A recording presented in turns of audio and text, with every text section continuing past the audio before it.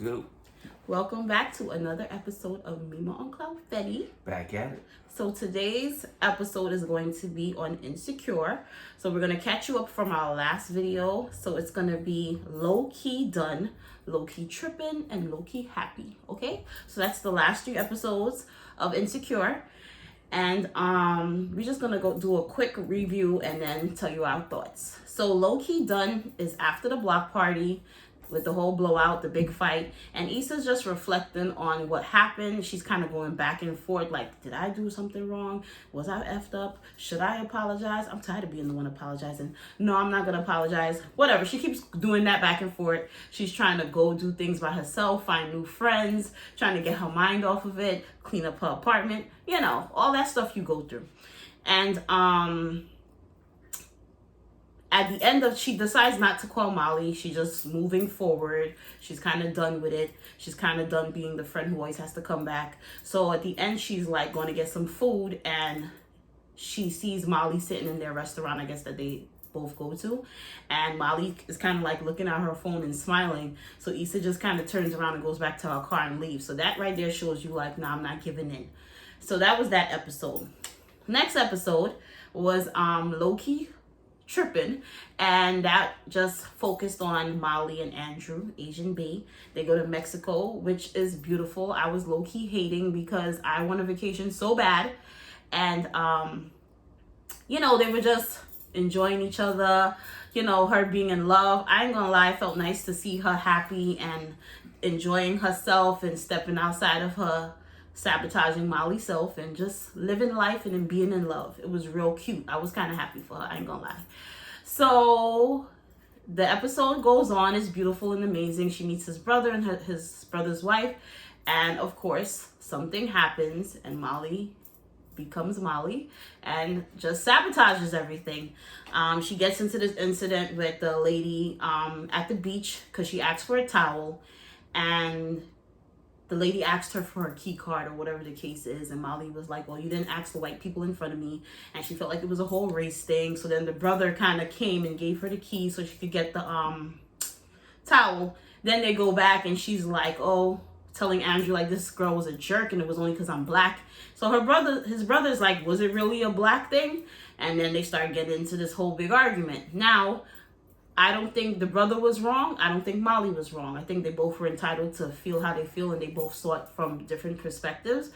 But I do feel Molly was wrong for her timing, as usual. It just was not the time, especially on vacation. Nobody want drama. You trying to enjoy the beach. It's a first impression with a family member of someone that you really like, that you're dating. The relationship is new. Yes. So again, you want to make sure everything's flowing smoothly. And that altercation just exploded. It went Yes, it did. And it messed up the whole vibe because so what to me was the bad part is that she ends up cursing his brother. She's like, F you. And then she tells Andrew, like, check your effing brother. And I just felt like that was so rude. When do you ever want to come at somebody's family like that? It's embarrassing for me to have somebody that bring to my brother or anybody that talks like that, and you know, all the stereotypes and everything come into play a little bit. And you know, they thought she was cool giving her compliments. I think they even tried to calm the situation down. They did many times. She still showed her black self. Yeah, and we know everything that's going on in the world, but I just feel like the timing wasn't bad, and she made a little situation bad. You know, we all face it. Nobody's saying that she had to be happy with what happened, but just address it at another time.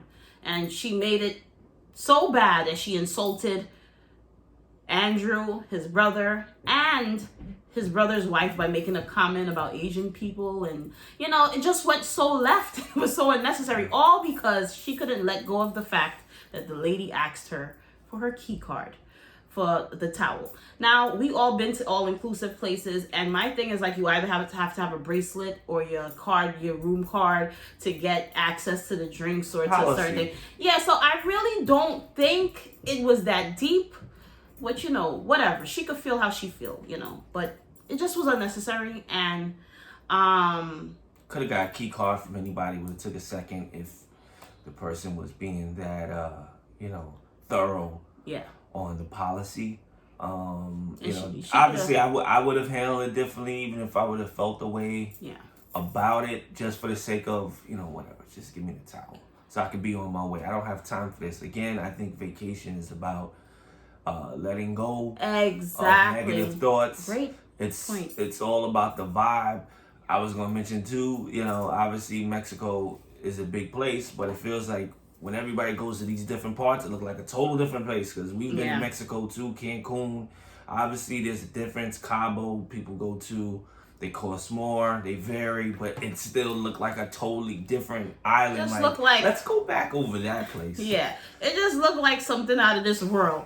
I wanted to jump through the screen and take her place. Like, you don't want to enjoy this? I'll enjoy it. Like you messing this up right now? Really? Yeah. Especially during this quarantine and people can't go anywhere.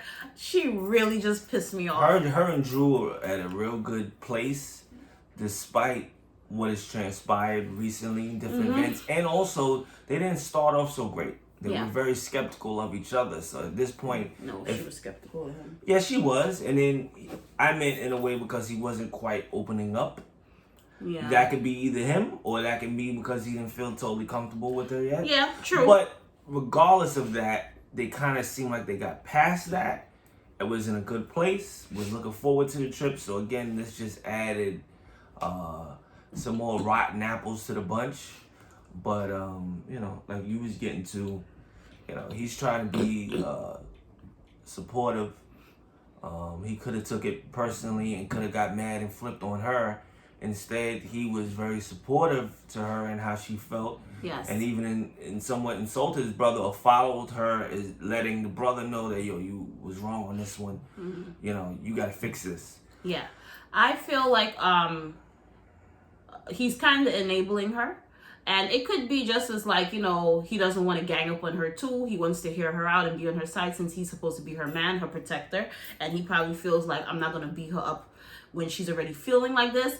But I do feel like there'll come a point, maybe this season or next, where he's going to realize like, yo, it can't be everybody else all the time. Like, putting two and two together, like, you know, it's her. She accused Issa of being so dramaful. And here you are, causing drama, because, you know, the brother was playing devil's advocate. He was, you know, trying to maybe twist the situation if it was, but he said it in a decent tone. Yeah, he didn't come off negative or insult anyone, so she took it to another level. Also, too, side note, you know, you saying Drew should be talking to her. From the past shows, she doesn't seem like someone you can talk with. And obviously, he may not know that yet because he's still getting to know her. But from my point of view, yeah, he could have tried that. But I just think she would have got defensive again, went left, cursed him out. On top of cursing the brother, and would have went nowhere. Because clearly, if somebody could talk to her, she wouldn't be behaving the way she behaves like we've seen season after season. Yeah, I'm just so over it. It's clearly a playing the victim role that she likes to grab onto in like every situation, and then, you know, people tend to let it go that's around her. But also, you know, at the end of the episode, she's kind of like, oh, so another thing that she's just oblivious. So after that cursing of his brother, the next morning he comes, he brings her like a shake or something like that. And she's like, okay, so are you meeting up with your brother and his wife today? And he's like, no, they're kind of going to go ahead and do some other things. That was his nice way of saying like, no, chick, after you cursed them out and insulted them, they don't want to mess with you. And he's still being nice, not telling her. And she's so delusional that she's like, oh, okay. But she's so delusional to think after you tell somebody F you, that you know, that they're going to want to hang out with you the next day. He might wait till she get back from the trip to kind of mention it. Whatever. Either way, you could tell Andrew feels in a rock and a hard place. Because I'm sure he was up earlier. She was still sleeping. So I'm sure he had a conversation with his brother and his wife. And they're probably checking him like, well, where you got this chick? And what's with her? She's not a good look for you. So who knows? Because his energy was kind of weird when he was just like, okay. And then he goes in the bathroom and she kind of goes walking on the beach by herself. And then she calls her therapist. She should have did that. But anyway, the point I'm making is that she's so oblivious that she's She always thinks she's always right. She always feels entitled, that she didn't even think she did anything wrong by cursing his brother. Yeah, it wasn't a good look, like you said. Mind you, folks, of course, dating looks is important, and what someone's, what they do for a living, all that stuff's important, but also how they act amongst groups in public, around friends, family members. You want to pay close attention to that. They are representing you.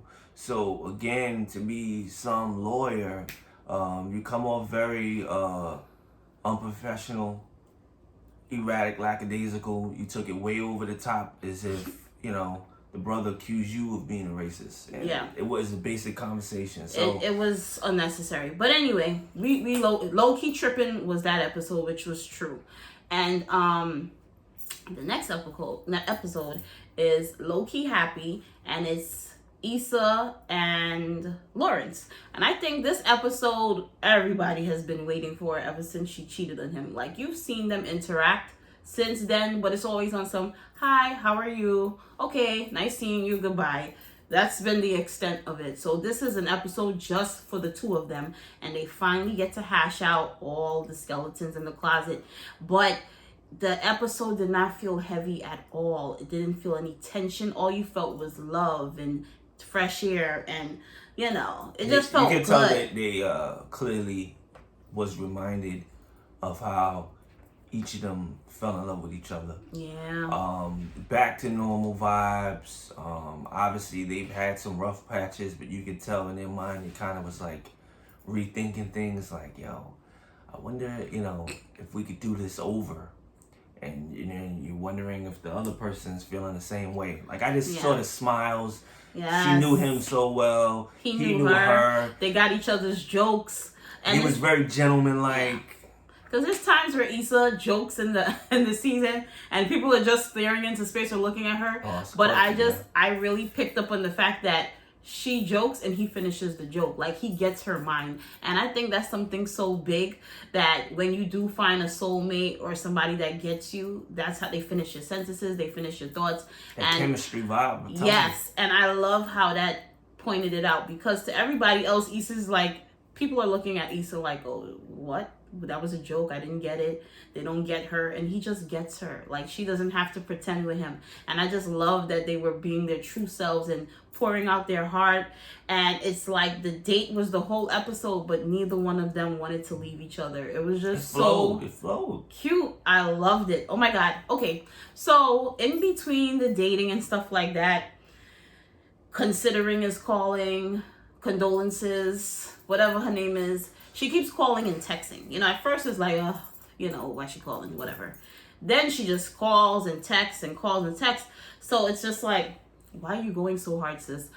Can't you wait? So he kind of like calls her back like, I'm busy, I'm doing whatever. Anyway, so the date is going. They share an Uber back to his place, and Lawrence is like, oh, my bachelor pad looks really good. Sorry, Anyway, my bachelor pad looks really good. You should come in and see it. So Issa comes in, uses the bathroom. But you can see they could just trying to kill time to get to biz. So he's like, what you think? And, they joking and stuff. Mind you, the Uber's outside. But they're still joking. I never had no Uber wait for me, so very interesting. So they're still joking with each other or whatever outside in the apartment.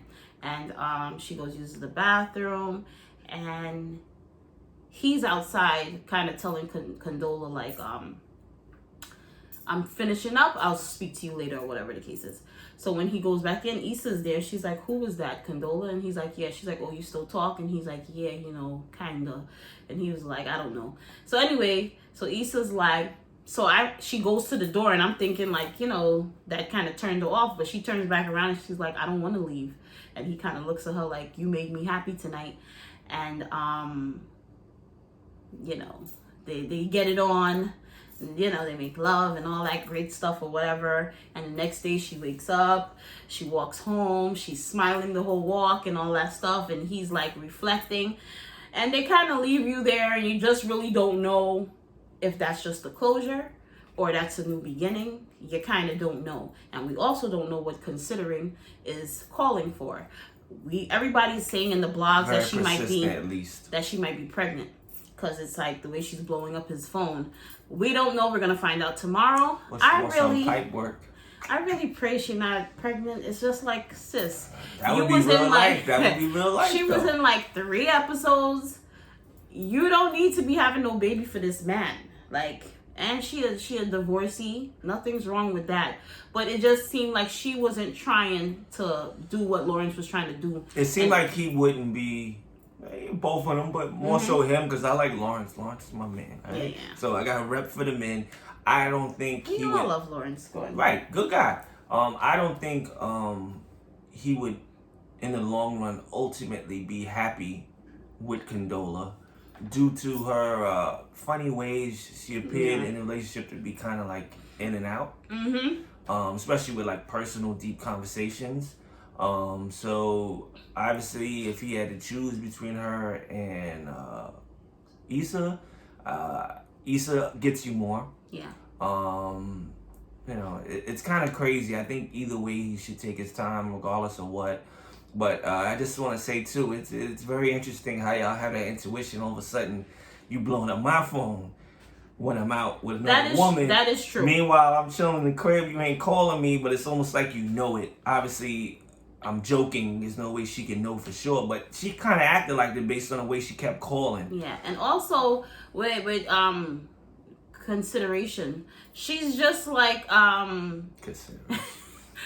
her name. It's just stupid. But anyway, she just started acting mad flaky. Like, my thing is that you and Issa were cool while you were dating Lawrence, right?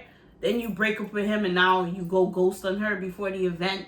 And you have this attitude, this smug attitude when she sees you, and she's just like, Issa's like, did I do something wrong? And she's like, we broke up. What does that have to do with anything? If you were helping her plan her event while you were with him, why, because y'all break up, you still can't be cool with her? It makes no sense at all. But that's just like we was talking about in prior episodes. It's just a funny, awkward situation. Yeah. Even though one don't have nothing to do with the other, you could have dated a person years ago.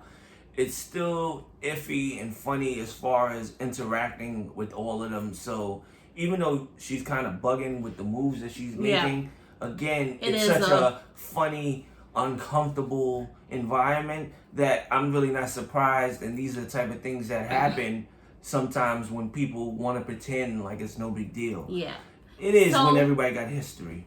And also, we had kind of like watched season 3, some episode from Tiffany's baby shower, where he finally meets Condola. And I watched that episode back to see what it was, and when he was introduced to her, it was kind of like, hey, this is Condola, and she's like, hi, and he's hi. But the whole time after he's like talking to Condola and he jokes with her, he's scanning the room for Issa. And when he locks eyes with Issa, or he sees Issa, Issa's like in her phone wondering where Nathan is because he ghosted her.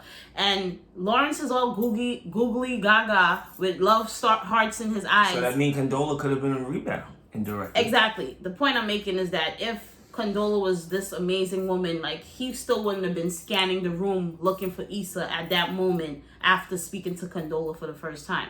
So it just shows you, like, she kind of was a space filler.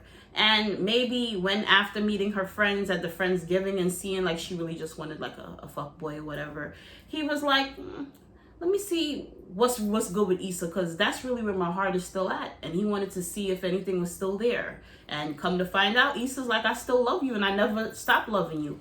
So who knows? Also, too, me as a guy, if I keep seeing this chick, it's like for a reason. Who, Condola or Issa? Issa. Well, they roll in the same circle. They will do, but again, I think that might have also went in his head like, yo, I keep seeing Issa. Issa's been on my mind lately. Let me reach out to her and see what's good. But it's the way he looks when he sees her, like... Yeah, it's something there, clearly. Yeah, like, I was even watching the episode for her 30th birthday when they took her to, like, a Last Dragon movie in the park. And it's Issa's birthday, and she runs into Lawrence because I guess he's a Last Dragon fan. You see, they's like, and Molly's like, well, you guys are geeks, but they like the same things. All those little things show you like they got more chemistry than they let on. But anyway, and he comes up to her and he brings her some Raisinets and he's like, happy birthday. And I just thought that was so cute. It's like, even though you cheated on me and we're not together, I still remember you and I still think of you. And it was like a little token. And throughout all the episodes, when they encounter each other, you could still see the love is there on both sides, but she's just keeping back because she knows what she did with him. So I'm a hopeless romantic. I really would like to see a happy ending for the two of them. We'll see. They can go anywhere at this point.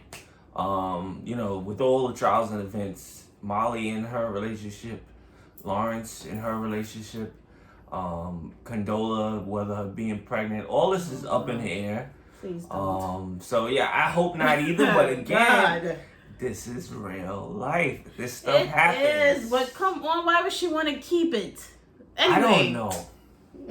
I know. And then, you know, the age too. I hope it's not that, but why else would she be calling?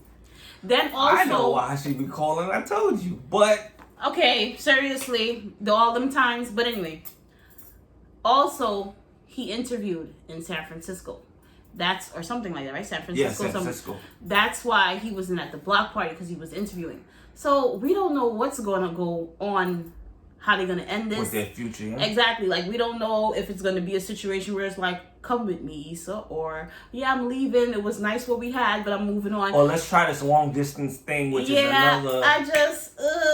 I'm kind of photograph, right? I love it, but I'm kind of scared to see what the outcome is going to be, because it's like 2 more episodes left. And the next episode, we're going to talk about that when it comes. Mm-hmm. But anyway, thank you guys for tuning in. And please tell us your thoughts, what you think is going to happen. Please. Give us your feedback, and keep tuning in. Also point out some things you think we may have not touched upon, which is key. Good idea. And definitely, you know, we coming back with more episodes. Summertime is coming. Please make sure y'all enjoy somewhat. Be safe. God bless. Peace. Later.